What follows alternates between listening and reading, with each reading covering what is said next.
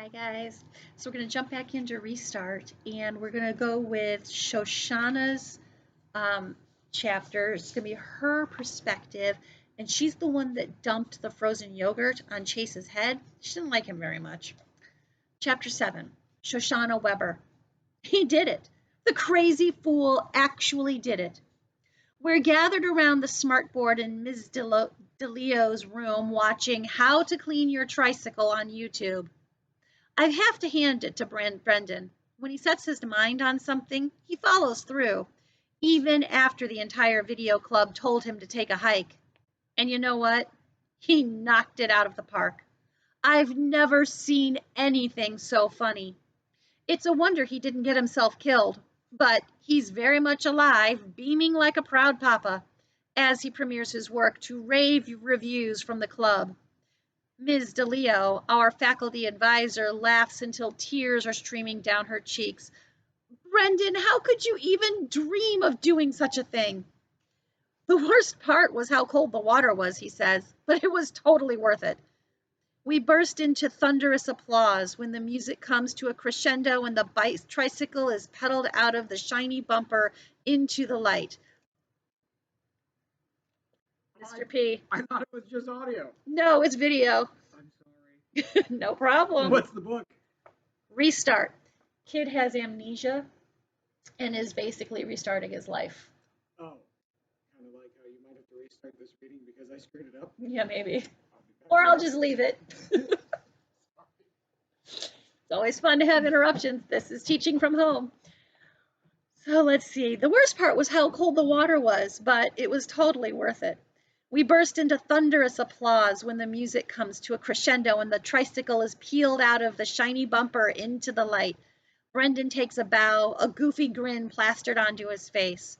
Credits appear on the screen, produced by Brendan Espinosa and Chase Ambrose. Chase Ambrose? The ovation dies abruptly in the classroom. That's part of the joke, right? Marisha Dunbar offers dubiously. Like produced by William Shakespeare or Mickey Mouse?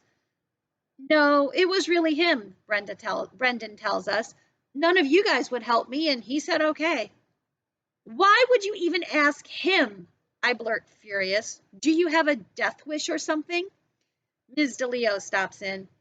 Isn't it enough that the video got made and it's fabulous? I don't have a death wish, Brendan retorts. And you know what? I'm glad I asked him because he did an awesome job on camera too. Maybe it's from sports, but he has a really steady hand, better than any of us, including me. We could use a guy like that. I get a sinking feeling in my gut. You didn't. Brendan nods. I invited him to join the club. We all start babbling at the same time. I'm so angry that I can't really make out much of it, but it's pretty obvious that everyone is relating the story of some mean or retelling the story of some mean thing that Chase and probably Aaron and Bear did to them. There is definitely no shortage of material. The chorus of complaint goes on and on.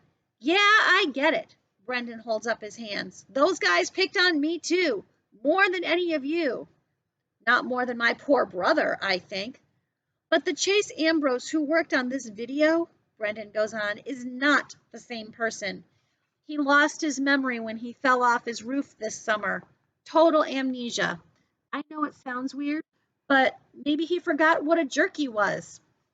Big talk from a guy who thinks riding a tricycle through a car wash is a smart thing to do, puts in Hugo.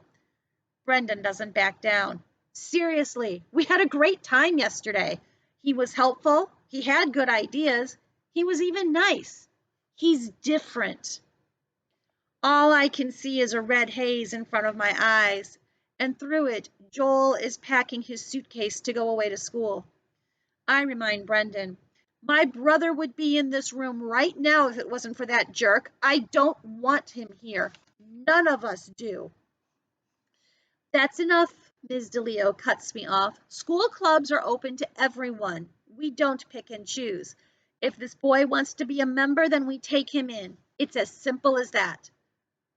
The atmosphere in the room is supercharged. Rage from me, defiance from Brendan, firmness from the teacher, and varying degrees of protest, discontent, and unease from everyone else. It boils around us when a voice from the doorway asks, "Am I late? What did I miss?" It's him, the enemy.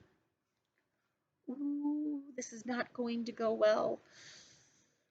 It's not fair. He's being judged by his past reputation and he was trying to be a different person. Or is it fair? Has he built this up and this is what he's stuck with? We'll have to find out later. Glad you guys tuned in. Glad you guys got to see Mr. P. I'll see you later. Go get some sunshine, guys.